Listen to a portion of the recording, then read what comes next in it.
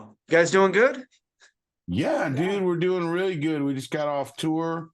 So yeah, we got home yesterday and we're excited to be home for a couple days.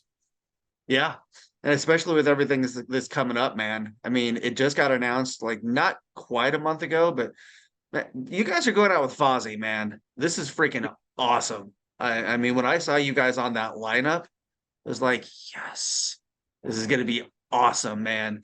I feel like is this the first run you guys have done with them? Because I feel like I saw you on a tour with them a while back, but I can't remember. It all runs together.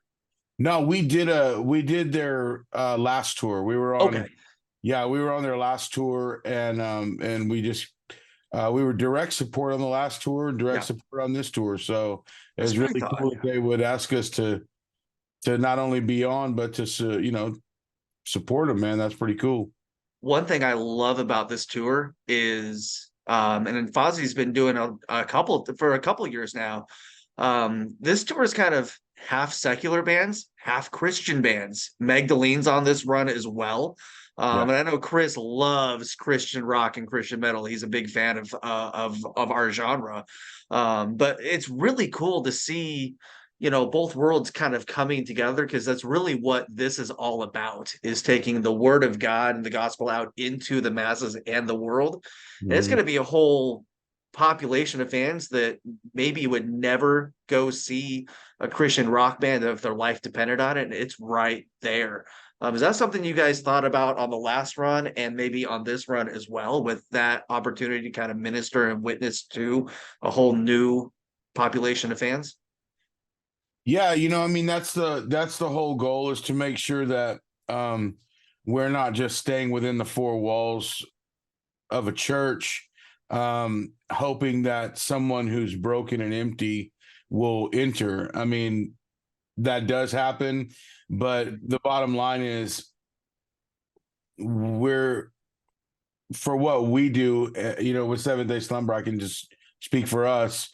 Like our mission and our ministry has always been to reach out to those that maybe nobody and people have forgotten about or haven't deemed worthy enough to make the effort to reach out to. And so, Yeah. um, about a year ago, we really started to push for. We've always done like general market events. Every year, we've Mhm. probably done, I don't know, 4 events every year, whether it be like a general market fair or we've played several clubs. Our Right. rock Fest tour always included one or two clubs every Yeah. year. But so over the years, we've always done that. But because I didn't want to raise my kids in bars, because I came from that life. Uh, Right. I stayed away from a lot of the bars full time. But my kids are old enough now; they've all made their own decisions to serve Jesus.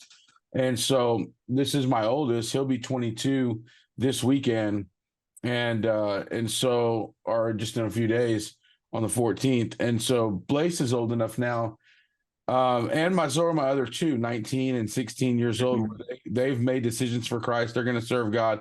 And I That's thought awesome. we needed to really start reaching out. So a year ago, or more than a year ago, when did Death by Admiration come out? Probably a year and a half ago.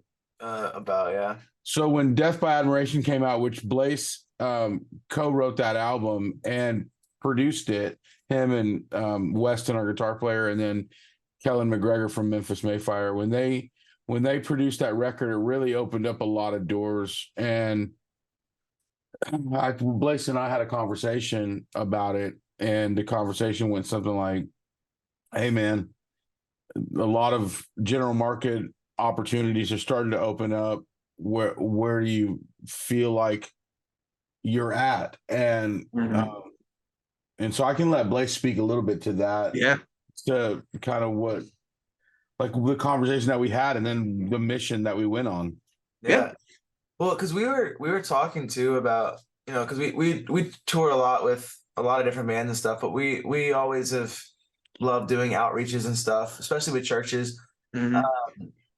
And going out to places like a park or like a a civic center or something that's not a church, but it's not a bar either. So both sides Right. are comfortable coming out. And we've noticed recently, and I'm not exactly sure why, but you know, a lot of people, a lot of churches and stuff have kind of started to shy away from that and not want to be, you know, seen with like our genre or our style. If it's not like the, you know, hipster, like the skinny jean kind of aesthetic, Yeah. whatever, it doesn't fit that mold. And we were having even hard times getting like churches to book like a tour with us, and bands like GFM at the time, but Maggie and Spoken, stuff like that, like because it was too scary, or it wasn't right for the church and stuff. And um we had noticed that a lot, and so we felt like, you know, God was really calling us to start, like, if the churches were gonna, this isn't all churches obviously, Right. so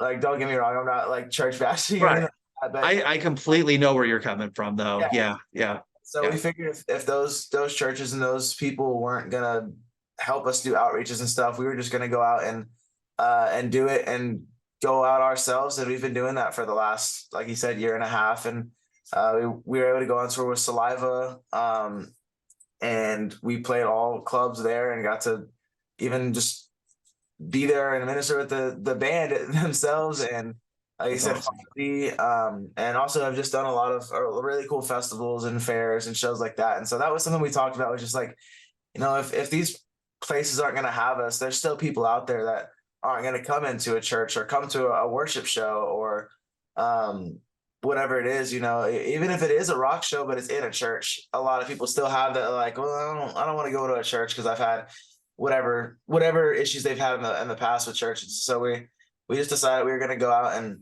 not abandon the church either, because we still do, it's a lot of half and half. So we do Yeah. half churches and half. We just got off a run and we did half churches and half Right. shows. And so we're still doing both, because there is people that are still hurting in the church as well, but there's Mhm. also a lot of people outside the church that aren't going to be hearing about God if we aren't going out there Right. and at least talking to them, you know. Yeah. Yeah, absolutely. And that's one thing I love about the new single is it really touches on those dark places and some of the subjects that the not just people in the church, but people outside the church can really, really relate to. And you guys have always gone down those roads lyrically as well, touching on some of the dark places. Joseph, I know your story it's deep, man. You've been those dark places and you throw that in your music a lot. That's what I love about this single too, is you go right straight to the heart, right to the head, man. And the even not just to the church, but the non-Christian fans, they're going to relate to that music, and that's going to hit home with them. And I'm really excited to see that single and these songs in that environment with those fans, because man, non-Christian metalheads are a lot more open to stuff than people give them credit for. I think and they're really going to connect. I think. Is that what you saw on the last run? Yeah, you know, we saw that big time on the last Yeah. run. It I think that's the thing, is there one of the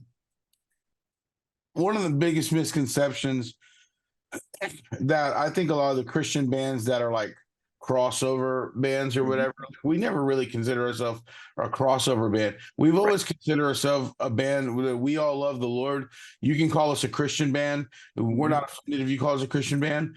We don't necessarily consider ourselves. We consider ourselves a Christian band if someone says that we're a Christian Yeah. band, but we just believe our music is what it is.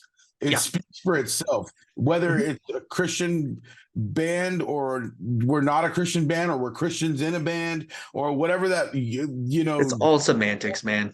long debate is. We Yeah. could care less. We Yep. don't care if you know, because there are some bands that, hey, wait, hold on, man, don't call us a Christian band. You know, we're not a Christian band. We're Christians in a band, but we're not a Christian band, because they don't want that stigma and they don't want to. Mhm. They're afraid it's going to mess up their Yeah. street cred or whatever. We don't care about any of that. My Right. street cred was when I got locked up years ago, and I've been in and out of jails, institutions, and prisons. I don't need no street cred. I don't want no street cred. As a matter of fact, that I wish that I didn't make the decisions I made that put me off in the streets. You Right. know what I'm saying? Like, Yeah. I'm not worried about any of that. I'm trying to be a good husband. I'm trying to be a good father. Most importantly, I'm trying to serve the Lord. And there's still things that from my past that pull me. You know what I mean? Hmm. So I'm trying to. I've been spending years trying to get away from the streets, not trying to get street cred. And so I'm not worried about any of that. But Right. musically, we don't write Christian songs, and Right. we don't write secular songs. We write music. Yeah. And because we're in love with Jesus, it comes out in our music, if that Hmm. makes any sense. Yeah. So for us, when we made the decision to go out here and do all these concerts and be out with general market bands, we didn't come in with this misconception that we had to maybe not talk so much about Jesus, or that we need to be tone it down, or people are gonna, they're gonna we're gonna offend them. We came in being us, Yep. knowing that people are people and they're hurting. And Hmm. just like I was out here, I don't walk out of my house going, "Oh, I better be careful when I go to the store to not talk to somebody about Jesus," or "I better be careful when I go to the mechanic shop and drop my car off that I don't say too much about Jesus." I live my life like a normal person. So when I Hmm. go on tour, I've been in the music industry for 25 years. I don't go out there trying not to step on toes. I go out there as a musician, a Yep. singer, songwriter, a band that can, I feel like, and I don't want to sound cocky, but I feel like our music's good enough to put up against any other rock band. And I Hmm. feel like those are my peers. I don't look at them as like, oh man, I want to be like them one day, secular. I just go, dude, I'm in a band like you. We Yep. write music. You may write about different things than I write about, but I could Hmm. put our music up against any of them. So when we Yeah. go out there and we play, we don't really look at any of that. But when I speak, I'm not going to speak how you tell me to speak. I'm not Right. going to tone down because you wanted me to tone down. Not that anybody had ever, even Saliva didn't ask us to tone down. And those dudes, are not, that's not a Christian band, obviously. Not at all. Yeah. Chris Jericho, none of those guys asked us to tone down. They Yeah. said, go do your thing. Yeah. So I know I probably went all over the place with your question, Mhm. but at the same time, I wanted to make that real clear, because if Yeah. anybody, has this misconception of, are y'all a Christian band or Christians in a band? Yes, we're all of that. We're all of that, and then we're none of it. It is what you think it is. But for us, we love Jesus. We serve him. This is our mission field. And so we don't mind someone calling us a Christian band. Well, I mean, your music, like you said, like what you believe comes through, but somebody who's not a Christian is going to connect to it just as much because, it's good music, it's good rock, and your music is what's got you to the dance and it's gotten your longevity, is what got you invited onto these tours. And Jericho, especially, he's not the type that's going to tell you to change something because he's the type it got you where you are. That's why we want you on this tour. Do what you do, and that's why it's such a perfect bill, I think. And then I wanted to ask you with Magdalene being on the tour, she's obviously on your label as well. How has it been for you watching her kind of rebound and keep going as well as she has when GFM kind of dissolved and she went solo? She hasn't lost a step, man. She is going just as strong. And that can be hard to overcome sometimes for anybody, you Yeah. know? Well, Maggie is a very strong person. She's a strong person, and she's stronger than she even knew she was. And she's been finding that strength, and realizing that she's also her own person. She isn't GFM. Yeah. And she's Magdalene Rose. That's her real name. Somebody said, why is her band name Magdalene Rose? And it's like, that's her name, Right. It's But not no, always as complicated as people think it is, you yeah, know?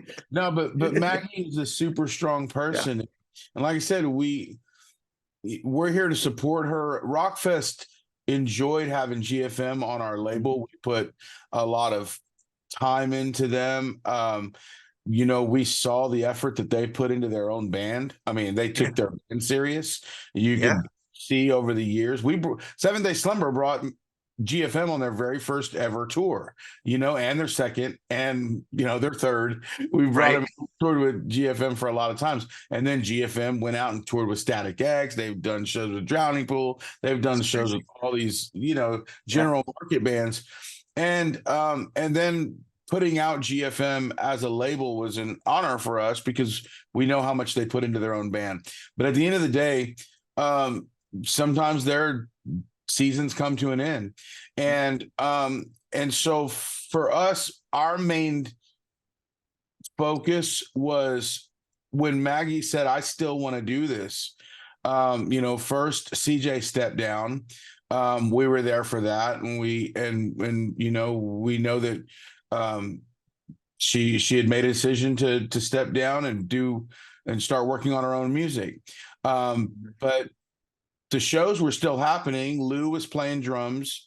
Maggie was singing, and they had a friend of theirs, Daniel, came in and played some guitar. They had some different people come in. But when Lou made the decision to step down to do streaming, which, by the way, she's amazing. Lou Louise, shouts out.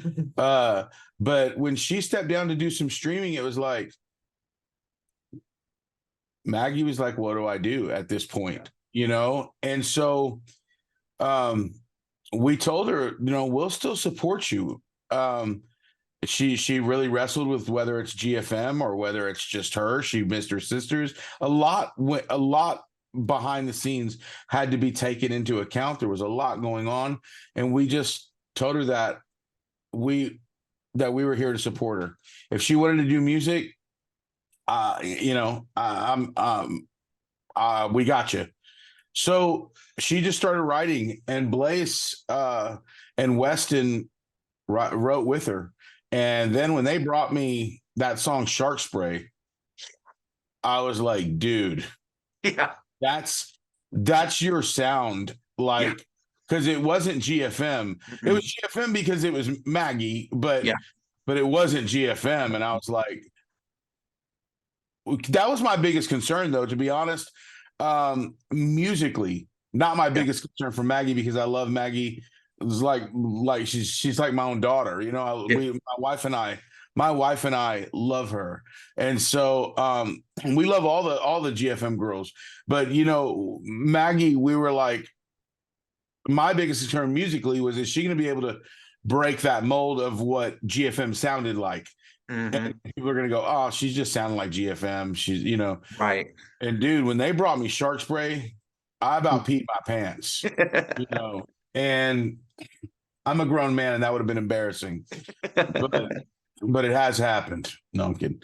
No, man, it would trip me out. I was like, dude, this is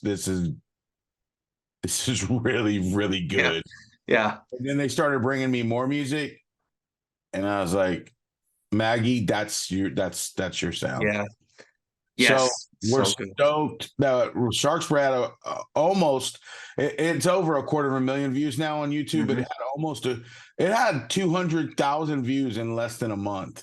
Jeez. And it's like shooting up to almost 250,000 in less. She had influencers doing TikTok, TikToks about her and different things. It was wild, man. And so now this new music, she has a new song coming out next week. It's called 2 weeks from now. 2 weeks from now? Yeah, 25th. On the 25th. So 2 weeks from now, called A Bad Residential, featuring Spencer and Under Oath. And it's nonsense. Nice. I wanted to ask you about that. Well, not that, but like, is it hard balancing the touring, the ministry, and the label? Or have you, over the years, it's just gotten easier and easier and easier? No, it's gotten harder and harder. Because Rockfest, man, you guys are growing, and the bands you guys have are, some Letter Black. Come on, like I love the bands you have, man. It's so good. Letter Black is, we love them, known them for years as well, and World Gone Cold. Working on new music, but we're super stoked. We've got some really cool stuff coming up with the Letter Black and with World Gone Cold. Cool. Living Scars. We've got some amazing stuff coming up with them. Magdalene Rose, like I said, the new single, and then Seventh Day Slumber has a new album coming out at the end of Yes. September. I was gonna ask you about that. Yeah. Yes. Yes, that's awesome. I'm so But it excited. is hard. Yeah, it is hard. I mean, I'm on tour. I'm trying to run a record label. We've got um, 4 staff members, 5 actually, now that Blaze has started working for the label about 6 months ago. Yeah, something like that. About 6 months ago, Nice. Blaze Nice. started working and heading up some campaigns and things like that. So it's gotten a little bit more difficult, but because of the touring. But now that I've got, my oldest son is working and he knows he's been in this industry since he was born, and he's Right. starting to realize, wow, I actually knew about that because he heard his dad talking when he was, 10 or 11 or 12. Right. 16 or whatever, and so he's realizing, wait, man, I know a lot more about this industry business wise than I maybe thought I did. Mm-hmm. So that will help. And like I said, we have an amazing staff that just works so hard. Yeah, and I mean, I'm gonna go and ask, man, how special is it for you to have your son as involved with everything you do as he is? I mean, you guys are everything connected, man. That I mean, as a parent, when my daughter tells me I want to go take pictures at a concert like you do, like that's it's the most special thing in the world when your kid tells you that they want to do what you do. Like I can't imagine that just for that with me. I can't imagine for you like how. I mean, for both of you, how special is that for you, and how much easier does it make it for you to have that connection? Well, all 3 of my kids I'm daddy to them, and and they're my sons, and that's always first, but they're also my best friends, and I know that it gets weird in parenting when you go, yeah, my kids are my best friends, because usually that doesn't, you don't treat them like your children, you treat them like your best friends, and Yeah. but I treat my kids like my children. They know when daddy says something, even at 22, like if I'm asking him to do something, I'm asking him to do Yeah. something. But Yeah. at the end of the day, I love spending time with all 3 of my sons. And they still love spending time around me. We laugh, we joke, we have fun. I love being around them. So to be able to have Blaze, my oldest son, be in a band with me, and he's also my best friend, and he's as smart as he is in the industry, and he's an amazing drummer, obviously, like he's played for everybody. And but then also on the tech side of it, like he's the one that runs everything in the band. He does our tracks, he does our big LED wall, he does, I mean, all of that stuff is him. He Nice. programs our lights, like our light show. People go, dude, y'all got a sick light show, and Yeah. I'm like, I mean, that was him. I would have just had lights on us, but he's got things shooting around. Yeah, So, like pyro and fire and stuff like that. Like, yeah. so that Blaze, the fire we had when he was a little kid, but Right. and the lights too, but not programmed to the level that they're programmed at. But just being in a band with him, and having my other 2 sons, they've been on the road with me since they were born. It's just man, I can't put into words, Blaze. Yeah, no, I mean, he's kind of already said everything there is to say, but I love it though. I think it's super cool, and getting to grow up in it, because we grew up, like he was saying, like we grew up on the bus, and me and my 2 other brothers, we both grew up touring and traveling and seeing my dad do all this stuff and do everything. And so always growing up, I kind of always, well, all of us always looked up to my dad a ton, like all day, we still do.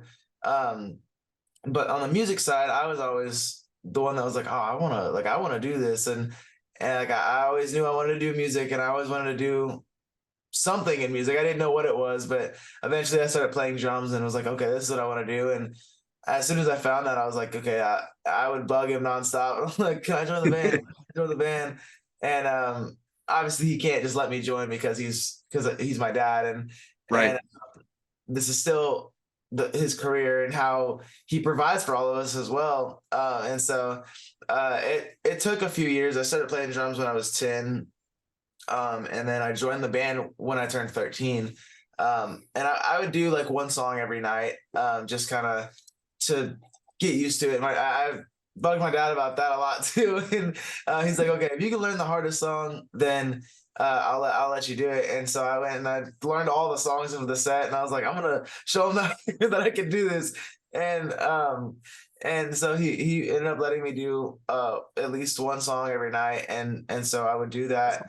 Um, and then when I was around 12, our drummer at the time, and also the one who taught me how to play drums, Jamie, he stepped down because he was gonna go felt like God was calling him to be a pastor in California.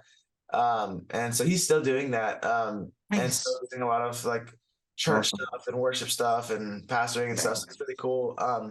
But as soon as he said that, I was like, I'm gonna try. I need to shoot my shot. This is my chance. I bugged him about it, and so he made me try out. And a lot of people don't know this, but the first time I tried out, I actually wasn't ready yet, and I wasn't. He was like, "It's just not there yet," and so I understood, and so I practiced a lot, and we had another guy come out and fill in with us for a tour that we did with Fireflight. Um, Okay.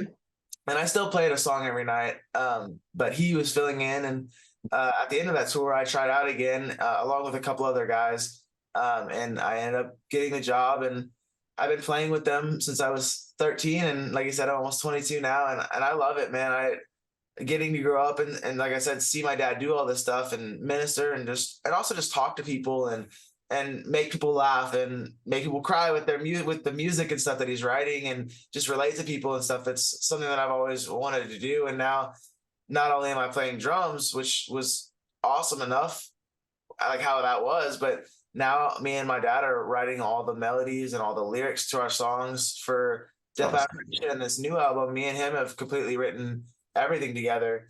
Um, and so hearing people, come up and say like this song related to me or this song related to me, or especially with the new song, because that was one that me and my dad wrote together as just a Wow. story of our family, and when he struggled with alcohol as a Christian and stuff, just kind of about that struggle and what our family was going through. That was something that we wrote together. And there was a lot of, there's a lot of hard, it was hard writing that because it was really personal to us. And if you read a lot of our Mhm. music, it's kind of like a diary. It's like our journal. Right. And so Yeah. having people come up and relate on this tour, be like, hey, this song, Blow That For Me, really related to me because, my dad or my mom or my brother or my son or sister, whatever it was, my family member has been struggling with this addiction, and hearing my side of it, like hearing that I'm not alone in feeling like whatever, feeling like Right. I'm taking those shots for my brother or my dad or like I Mhm. said, my family member, and having people come up and relate. Like I don't hear a lot of people talking about, the family side of it. And Yeah. thank you guys for writing this song because like I feel like I'm not alone now. And that kind of stuff. And just knowing that I get to do that with my dad is really cool because something that I've always wanted to do. And so now not only am I getting to talk to people and minister to people like my dad does, I get to do that, but also with my dad. And so it's really cool. That's awesome. And I mean, and like you said, so many people come up to you. I mean, I even have a family member that has struggled with drugs and alcohol and has done prison time. And, Yeah. you guys are straight up just proof that there is hope that it gets better. You're proof it doesn't always stay that way, and it gets better, and man, I just want to say thank you for the new song, for Bullet, man. It's personal, it's deep, it's dark in a good way. And if it's any indicator of what's coming from you guys, holy crap. I cannot it's gonna be a roller coaster, man. Guys, thank you so much for talking to me today, for the new music, for the music that's coming, and honestly for just continuing to do what you guys do, and giving a message that is unique to not just Christian music, just music in general, and going onto a platform that not a lot of bands would do, and just staying true to yourselves, man. Thank you so much. That means a lot to people like me. Man, thank you for having us. Yeah, thank you for having us. We had a blast, man. Oh, good. I hope so. It's been awesome, and hopefully, I'll be seeing you guys this fall in Angola at the Eclectic Room. That is a venue it's been on my list of venues to shoot at and check out. This is the tour to do it on. So not just that show, but any tour that fans can catch. This is not a tour you want to miss. It's got it all, guys. Yeah. Enjoy your time off. You guys have earned it. You need it. Recharge. Stay safe on the road this fall when you guys go out again, and get us that music soon. We need it. We'll do it, man.